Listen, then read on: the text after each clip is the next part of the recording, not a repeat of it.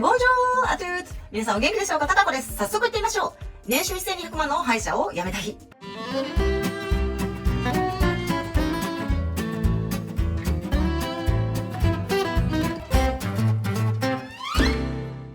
まずそもそも論なんですけど、私は年収1200万、月100万ぐらいを、在宅訪問っていう老人ホームに行ったり、お年寄りのお家に行ったりして、その年収1200万だったんです。それはなぜかっていうと、もともと老人ホームとかのマーケットを私は自分で持ってきて、そこの月の売り上げが300万ぐらいなんで、歩合制でくださいっていう形で30歳ぐらいから大抵年収1200万ぐらいっていうのも歯医者辞めるまで稼いでました。そもそもじゃあなんでそのマーケットを持ってきたのかとか、なぜそういう形になったのかっていうのを今からお話しさせてください。そもそもですね、私が歯医者になった理由っていうのが役者がやりたかったからなんですけど、普通の歯医者では基本的にもうそんな時間はなくて役者はできなかったんですね。で、在宅訪問をやり始めてようやく私は時間ができて在宅訪問早く終わるんで。で、役者をやり始めるんですけど、ある程度ちょっとだけ学んでくるとオーディションに行き始めるんですね。で、1時は受かっても大抵2時とか、明日4時に来れますかとか、明日2時どこ来れますかあれ1時受かったんですけどっていう感じでお電話いただくんです。普通に歯医者に勤めてると、例えば院長に直談判して、もうお金ここいらないんで、オーディションに行かせてくださいって言うと、じゃあいいですよって言ってくださるんですけど、そうすると女の子に示しがつかないんですね。衛生士さんたちとか。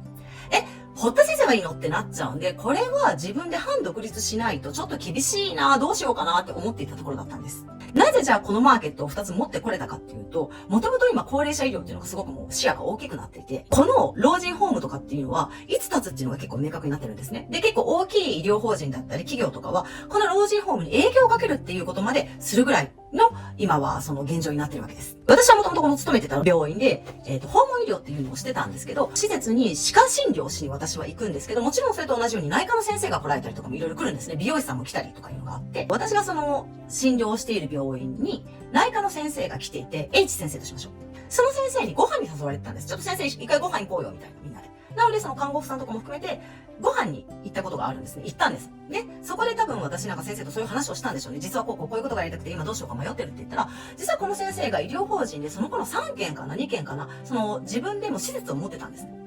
じゃあここにも今歯科入ってるけど別に特に知り合いとかじゃないから先生にあげるよって言って、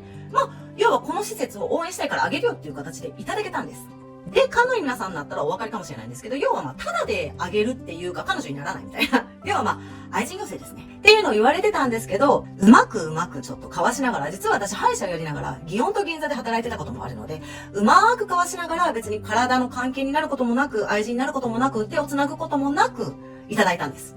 で、要はそれを院長に持って行って、月の売り上げがこれだからっていうので、その代わり自分で開業しちゃうともうまた一から大変になって、役所をやってる時間がない。だから先生お願いします。その代わり歩合で持ってってください。歩合でこれだけください。で、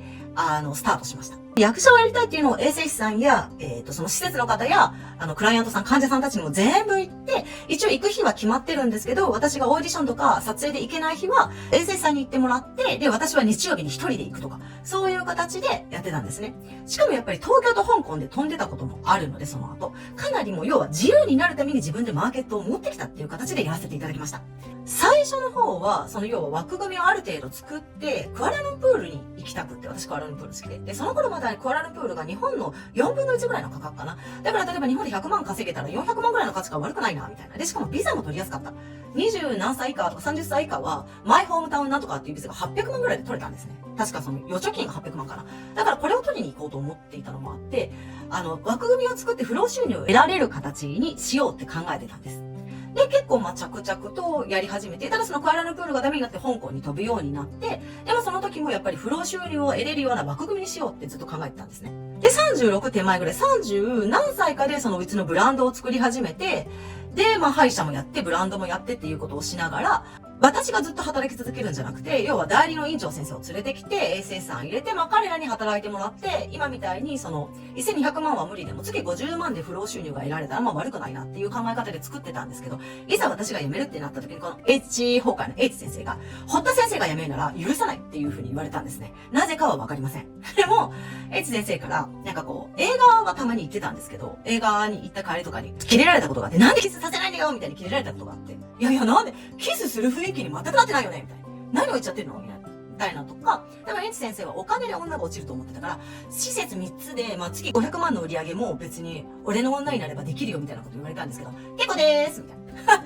お金で私動かないんで、結構でーすみたいなことを言っていて、ちょっとめんどくさいなとも思ってたんです。で、結局施設ができて、その新しい院長も入れて、女の子も入ってって回し始めてて、契約書はまだサインしてなかったんですね。詰めるところがまだあったんで、契約書をまだ巻いてなくって。でもその部下の人たちと電話してた時に結構めんどくさい。ちょっとね嫌なこと言われたんですよ。ちょっとというか結構、なんで堀田先生じゃなきゃダメなんですか、こっちだってねみたいな、ブワーって言われたから、私も実はなんやかんや言いながらパワハラとかセクハラみたいな言葉をかけられてきてる。父見せろとか、お前ほんと自分のこと好きだなとか、いい年してお前なんか役者になれねえよとか、結構 LINE にね、いろいろ残ってた。暴言が。で、そういうこともあったね。もうプッチンってきて今まで誰にも言ってなかったけど、こっちだってね、口説かれてね、パワハラみたいなね、セクハラみたいなことも言われてね、っていうのを言ったら、私先生切りまーすってなって。これがやっぱりみんなに出ちゃったら良くないよねっていう。ぶっちゃけ弁護士さんに持って行ってもいいなと思ったんですよ。証拠あるしね。けど、奥様とも仲良くしてたし、あとは、めんどくさかった。もうめんどくさかったもういいかなと思って。で、あとはもう一個はね、店名だと思った。もう回り始めてるのに、ここでこうなるってことは、天から、お前歯医者やめろってことだなと思った。だからいっかって思ったのと、やっぱりこの先生に会って、この先生が2つマーケットくれたから私自由になれたんですよね。これがなかったらやっぱり女優とか役者に打ち込めなかった。でもこれがあったおかげで少なくともお金に困ることがなく、役者をやることができた。もう真剣に数年間やることができた。やっぱこれって大きかったんですよ。なのでもうアメブロに全部書いたけど、いいやと思って、次のステージと思って、もう完全にやめました。で、辞めた瞬間はやっぱ怖かった。これからどうしようかなって。でももうアパレルも始めててぶっちゃけ、初年度からうち黒だったんで、なんとかなる。なんとかできると思って辞めて、もうね、ぶっちゃけ、すっきり。心の重荷が取れたのと、私は自由になるために免罪符として歯科医師になった。だから、何の後悔もない。つまり人生って、なんとかする、なんとかなるって決めたら、必ずなんとかなるんです。そしてどんな経験も全部生きてくる。もし私が、祇園や銀座でホステスのバイトをしたことがなかったら、うまくかわせなかったかもしれない。またこの話は別の時に。ということで、See you over! 50年バイバイ